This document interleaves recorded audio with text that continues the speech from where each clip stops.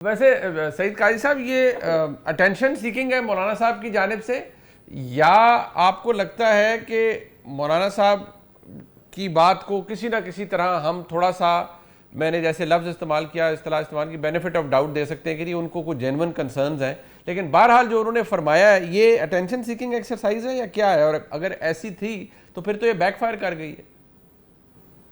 इसमें मैं पहले एक बाई एंड लार्ज मैं भी वही बात करूंगा जो जावेद चौधरी साहब ने की है, मगर मैं जरा एक और एंगल से बात करता हूँ।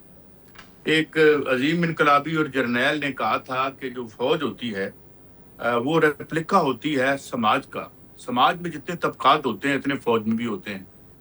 अब चूंकि मैं एक फौजी बेल्ट का रहने वाला हूँ और मैंने बहुत तकलीफ इस अंदाज में देखी है कि 71 की जंग में जब मेरे अपने फर्स्ट कजन्स जो हैं वो या भाई बहन लड़ रहे थे तो मुसल्ले पे बैठी हुई औरतों का क्या हाल होता था। ये वो फौजी नहीं थे जिन्होंने, उनमें से वो अयूब खान नहीं था जिसने मार्शल लॉ लगाया था। बात ये है कि बिल्कुल जावेद चौधरी मेरे भाई की बात ठीक है कि वो सिर्फ अटेंशन सीख नहीं कर रहे, वो कहते हैं केक में मेरा हिस्सा कहाँ है। ओके भाई बात ये है कि आपकी इधर इधर गुजरावाला में क्या ख्याल है कि सिविल आजादियों के लिए नवाज शरीफ साहब ने और मोहतरमा मरियम नवाज ने तकरीर की थी। उन्होंने कहा नहीं भाई, हम हैं, हम आए थे जनरल जिलानी के साथ। पीपल्स पार्टी की बर्बादी में जब एस्टेब्लिशमेंट उस वक्त की या मार्शल आर्ट एडमिनिस्ट्रेशन थी तो हजूर हम खड़े थे आपकी खातिर। तो आप जो है आप इमरान खान को ले आए हैं। बात यह है कि इनका प्रॉब्लम क्या है। इनका प्रॉब्लम यह है कि जब इन्हें हुक्मरान तबका दस्तरखान से उठाता है या कहता है ये गोल बोटी तुम्हें नहीं देनी हमने जी, तो ये कहते हो सिविल आजादियों खतरे में पड़ गई हैं और बाहर निकलो, माली डंडे खाओ। और ये LFO के साइन करके जब आप चले गए थे, गवर्नमेंट ले ली थी आपने, वो क्या था। तो भाई आपकी ये जो छीना झपटी की सियासत है, पाकिस्तानी हुक्मरानी का जो भी सेटअप है, इसमें लड़ो। मगर वो बेचारे जो जाने दे रहे हैं, जो मैं इसलिए कह रहा हूँ, मुनीर फारूक आप चकवाल के रहने वाले हो, मेरे घर के ऐन सामने एक बुजुर्ग खातून, सारी उम्र में बच्चा था, वो चौखट पे बैठी रहती थी। तो चौखट, मैंने अपनी वालदा से पूछा कि ये दादी कौन है, तो उन्होंने कहा कि सेलर था, इनका बेटा सेलर था, वापस नहीं आया। तो बात ये है कि वो जो उनको अलग करें उनसे, ताले आजमाओं से।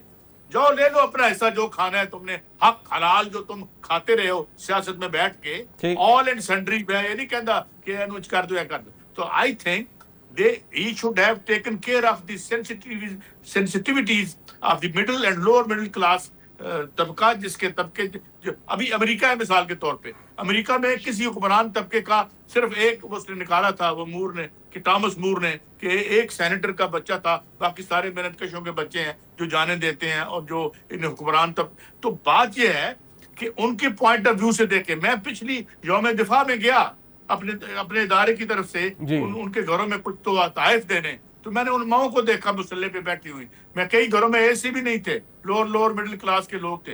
तो मैं समझता हूँ आप अपना अकाउंट कहीं और सेटल करें, कहीं और से हिसाब मांगे। जिससे लड़ाई होती है तो जब होती है हमारे तबके को गाल पड़ती है। देखो जी, मैं एक दिन एक टीवी देख रहा था, देखें अगर आप मुझ पे एहसान ना करते तो मैं आपकी जगह ना होता, बल्कि एक चपड़ासी, यानी चपड़ासी होना गाली है, सिपाही होना गाली है, जर्नैल होना खुशी की बात है, ये सियासतदान होके जो है वो किक बैकें लेना और वो ठेके बेचना अच्छी बात है। So please keep the honest people of this country who run this country away from this dirty war of छीना झपटी। तो मैं इसको बिल्कुल अप्रूव नहीं करता। अगर आपकी एस्टेब्लिशमेंट से लड़ाई है तो खुल के उनसे बात करें जिन्होंने आपको इक़्तिदार से बाहर रखा हुआ है, या किसी हवालदार ने आपको इक़्तिदार से बाहर नहीं रखा हुआ, कप्तान नहीं रखा हुआ, टॉप मिलिट्री ब्रांच से कोई लड़ाई है तो लड़ दो।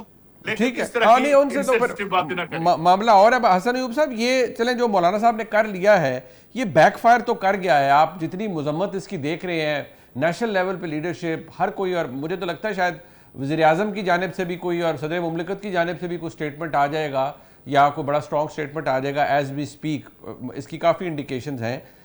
ये बैकफायर कर गया है, मौलाना साहब के लिए नुकसानदेह होगा या आपको लगता है कि नहीं वो सर्वाइव कर जाएंगे इस तरह की चीज़ों को?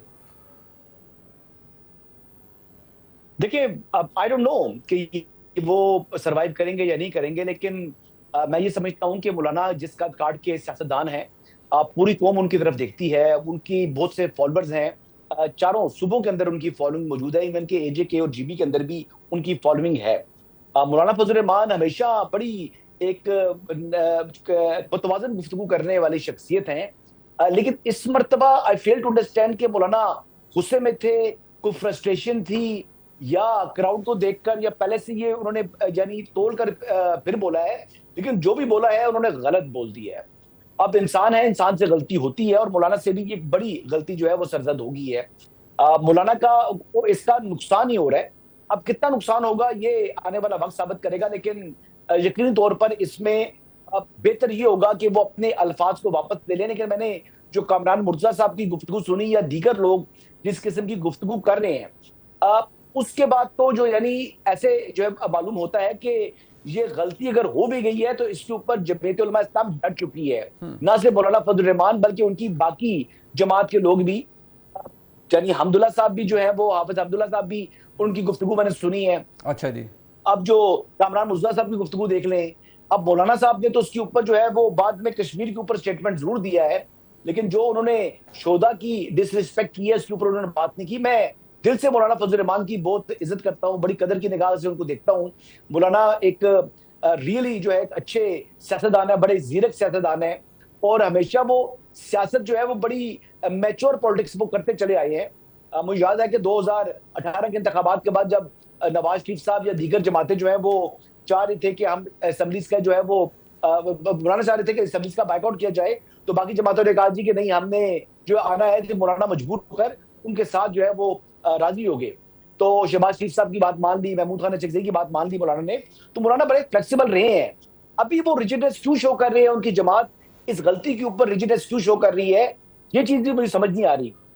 अच्छा, राज सवाजी के पीपल्स पार्टी हो जाए, मुस्लिम लीग नवाज हो जाए, इवन के पाकिस्तान तहरीक इंसाफ के लोग भी मौलाना के ऊपर जो है वो क्रिटिसिज्म उन्होंने शुरू कर दी है। कोई एक ऐसा शख्स नहीं है जो मौलाना के इस बयान के ऊपर जो है वो मौलाना की तारीफ कर रहा हो। तो मौलाना के लिए खुद ही एक वेकअप कॉल है कि मौलाना को सोचना चाहिए कि गलती हो गई है। अगर उन्होंने सियासी बयान भी दिया था, या उन्होंने अटेंशन जो है वो सीख करने के लिए बयान दिया था, तो इसका फायदा नहीं, उनको नुकसान हो रहा है। तो बेहतर उनके लिए यही है कि इस बयान को वापस ले लिया जाए। जहां तक जो लश्कर कायम करने वाली बात है, मैं आपको ये बता सकता हूं कि इस मुतल्लिक कुछ ऐसी चीजें हैं जो लश्कर बने हैं केपीके के अंदर, जो कि पुलिस वालों ने जो है वो लश्कर बनाए हैं, और पुलिस वालों ने लश्कर बनाकर जो दहशतगर्द हैं उनके खिलाफ जो है वो उन्होंने कार्रवाई की है। इसका उस बात से क्या ताल्लुक है, मौलाना ने ये बात क्यों कही है, ये बात मेरी समझ से बालातर है। अगर लश्करों की बात हो रही है तो वो पुलिस वालों ने